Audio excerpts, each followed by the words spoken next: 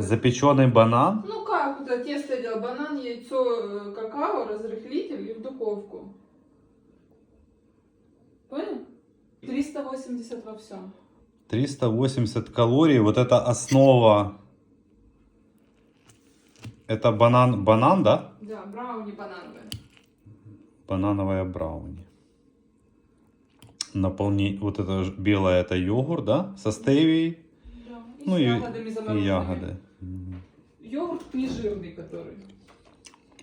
1,6. Очень вкусно.